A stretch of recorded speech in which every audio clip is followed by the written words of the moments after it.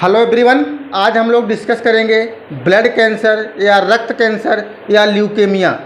आखिर blood cancer, रक्त cancer, leukaemia क्या होते हैं। तो ब्लड कैंसर को हम लोग ल्यूकेमिया नाम से भी जानते हैं। ब्लड कैंसर बोन मैरो से संबंधित डिजीज होती है। इस प्रकार की डिजीज में क्या होता है, हमारे शरीर में उपस्थित WBC की संख्या क्या होती है, असमान रूप से बढ़ने लगती है। WBC क्या होता है, वाइट ब्लड सेल होते हैं जो हमारे शरीर में बीमारियों से रक्षा करते हैं। इनकी संख्या क्या होती है, सामान्य से बहुत ज़्यादा बढ़ जाती है। यानी कि सामान्य जो नॉर्मल वैल्यू होती है WBC की हमारे शरीर में, वो 4000 से 11000 के बीच में होनी चाहिए। जब इससे ऊपर सेल बढ़ जाते हैं, यानी कि 1 लाख के ऊपर हो गए, 1.5 लाख हो गए, 2 लाख हो गए, तब क्या होता है, ब्लड कैंसर हो जाता है। तो डॉक्टर के मुताबिक क्या होता है, डॉक्टर के मुताबिक जब WBC के DNA को क्षति पहुंचती है तो ल्यूकेमिया या ब्लड कैंसर हो जाता है और शरीर में ब्लड और प्लेटलेट्स की मात्रा बहुत तेज़ी से कम होने लगती है। CTCA के अनुसार ब्लड कैंसर 3 प्रकार के होते हैं। अब CTCA क्या होता है, पहले तो समझ लीजिए। इसका CTCA का फुल फॉर्म होता है central treatment cancer of America. यानी कि अमेरिका के अनुसार क्या होता है, कैंसर 3 प्रकार के होते हैं, जिसमें सबसे पहले होता है ल्यूकेमिया कैंसर होता है, सेकेंड होता है लिम्फोमा होता है, थर्ड जो होता है वो माइलोमा होता है। अब ये तीनों कैंसर ब्लड कैंसर से संबंधित होते हैं। अब ये तीनों कैंसर किस प्रकार से अलग अलग डिफाइन है, इसके बारे में समझते हैं कि जो ल्यूकेमिया यानी इस प्रकार के कैंसर में क्या होता है, हमारे ब्लड में उपस्थित WBC जो होती हैं, यानी कि वाइट ब्लड सेल क्या होती हैं, RBC से भी ज़्यादा क्या होती हैं, दिखने लगती हैं। ठीक है। अब जो सेकेंड होता है लिम्फोमा कैंसर क्या होता है, हमारे शरीर में जो उपस्थित, हमारे शरीर के ब्लड में उपस्थित जो लिम्फोसाइट सेल होते हैं, वो हमारे शरीर में इम्यूनिटी पावर को क्या करते हैं, वो बढ़ाते हैं, बीमारियों से बचाते हैं। तो इस प्रकार के सेल को क्या कर देता है, एक ख़त्म कर देता है इस प्रकार का कैंसर, जिसे लिम्फोमा कैंसर के नाम से जानते हैं। अब ये माइलोमा कैंसर क्या होता है, जो माइलोमा कैंसर होता है, माइलोमा भी एक प्रकार का कैंसर होता है। इस प्रकार के कैंसर में क्या होता है, खून की कमी हो जाती है, यानी कि एनीमिया हो जाता है, डिहाइड्रेशन हो जाता है, बाथरूम बार बार पर्सन जाता है, प्यास ज़्यादा लगती है, थकान होता है, रात में पसीना आता है, बुखार आता है। अगर इस प्रकार के सिम्टम दिख रहे हैं तो फिर शायद उसको माइलोमा कैंसर हो सकता है। अब जानते हैं कि काजेज ऑफ ब्लड कैंसर होने के क्या क्या कारण हो सकते हैं। इसमें पहला देखिए, रेडिएशन तरंगे, यानी कि ऐसे व्यक्ति जो रेडिएशन तरंगें जो होती हैं उनके संपर्क में रहकर कार्य करते हैं, उनको ब्लड कैंसर होने के चांस ज़्यादा होते हैं। अब रेडिएशन तरंगे जैसे कि एक्सरे हो गया, अल्ट्रासाउंड हो गया, MRI हो गया, CT स्कैन हो गया, इन सब मशीनों से क्या होता है, रेडिएशन तरंगे क्या होती हैं, निकलती हैं। सेकंड जो है, अत्यधिक मात्रा में चीनी, तेल, मैदा खाने से, ये तो आप समझ ही रहे हैं। जिसके बाद है, किसी कैंसर व्यक्ति के ब्लड को किसी हेल्दी पर्सन को चढ़ाने से उसको भी ब्लड कैंसर हो सकता है।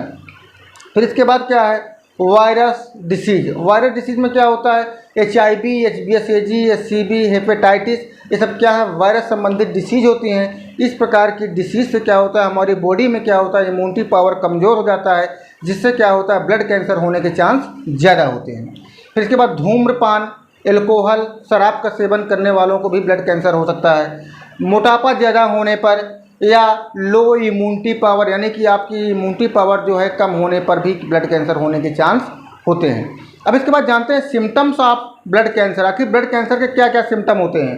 तो इसमें थकान या कमजोरी लगना, फिर सांस लेने में कठिनाई आना, त्वचा का पीला हो जाना, सिर चकराना, चेस्ट पेन, भारी मौसिक चक्र होना, या स्टूल यानी कि जो मल पास हो रहा है वो ब्लैक कलर का होना, या मल के साथ ब्लड आना, बुखार होना, रात में पसीना आना, सिर चकराना, उल्टी होना, ये सब क्या है, आपके लक्षण होते हैं। अब इसके बाद जानते हैं कि टेस्ट ऑफ ब्लड कैंसर, आखिर कैसे जानें, कौन सा टेस्ट करवाएं कि क्लियर हो कि ब्लड कैंसर हुआ है। तो सबसे पहले इसमें CBC होता है, यानी CBC का मतलब होता है कंप्लीट ब्लड काउंट। जैसे कि मैंने अभी बताया आपको कि सीबीसी में तो बहुत जांच होती है, आपका HB, TLC, DLC, RBC, PCB, MCB, MCH, platelet, यानी कि बहुत सारे टेस्ट होते हैं, मगर उसमें मेन जो देखा जाता है वो टीएलसी देखी जाती है और हीमोग्लोबिन देखा जाता है।